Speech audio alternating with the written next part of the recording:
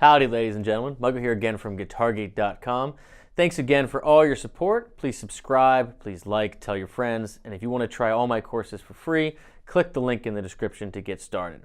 Here's an exercise, a very cool exercise, also designed to get you out of playing the cage shapes, to get you jumping all over the fretboard. Since we typically think about our lines being about the root, starting and ending, or creating tension and resolving it based on the root.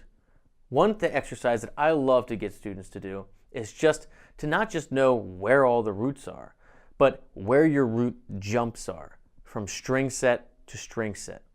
So, unlike a piano, the guitar has separate strings, and so you have recurring intervals. So piano, there's only one middle C, right? There's only one third C, whatever.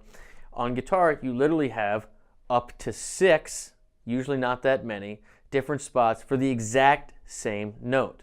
And they have different timbres, right? If it's on a high string, it's going to be brighter. If it's on a low string, it's going to be browner. So for example, this E, the open E string, would be notated the exact same place as this E. The open first string and the 5th fret 2nd string are both E. They are octaves. What about this one? Same thing. What about this one? You hear how they're all the same note. They would all occupy that top space on the treble clef, but they have different sounds. They're on different strings. So when you're playing leads and you want to jump from pattern to pattern, but you don't want to think patterns, you want to break it up, if you just jump from root to root, from octave to octave, you can create a new line, be in a new spot on the neck, jump into a new pattern, and play stuff you otherwise wouldn't. And so here's the exercise.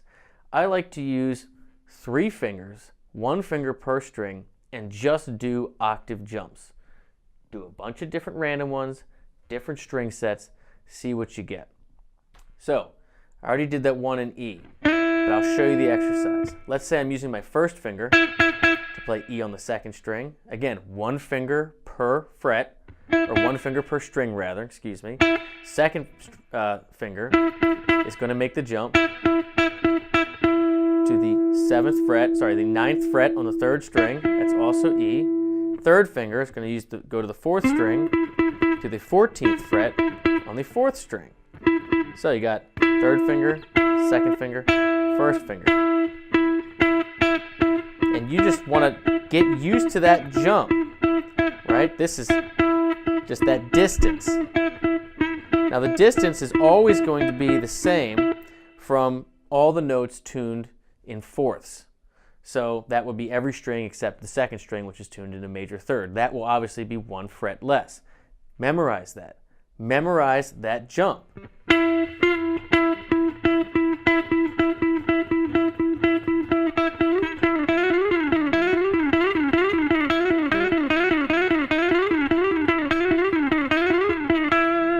Right? So you can do it with slides, you can try to make it clean, but get used to it. Pick a different note, D. Right?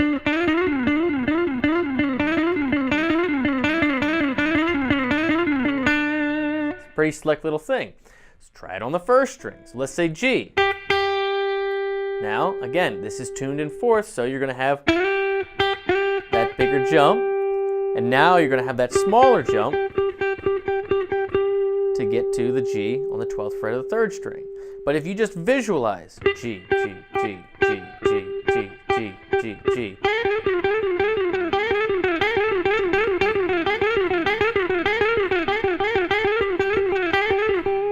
Right? You see the point here? Try it on lower strings. Let's do E here. You can see that these are all the same big 1, 2, 3, 4, 5 fret jumps. So 1st finger, 2nd finger, 3rd finger. E's. Right? And whatever you want it to be. You know, G here. Right?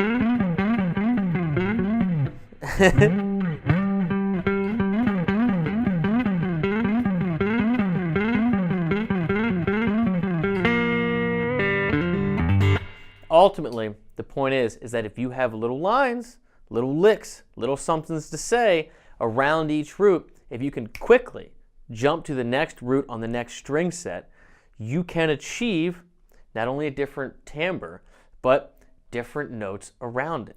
So let's say you're on this G, right? You can only go lower if you're right around this G. You can jump up to the next position, right, if you're thinking the next position, but all the notes around that G are right here. If I can easily see that my next G is right there, instead of having to think, okay, I'm going from this box to this box, I can easily just take the same lines and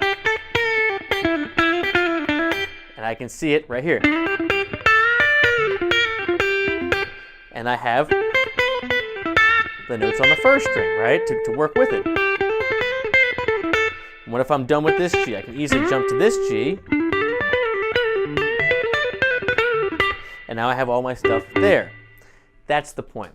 If you can just do those octave jumps, get used to that. Just dum dum dum dum dum dum dum dum dum. Just get them down and do one finger per string and just memorize those jumps. You're never going to feel stuck in a spot anymore because you can easily jump to the next spot. You're playing the same root, so you can do the same little lick there, but you got a different timbre, different tone, different options. Give it a shot.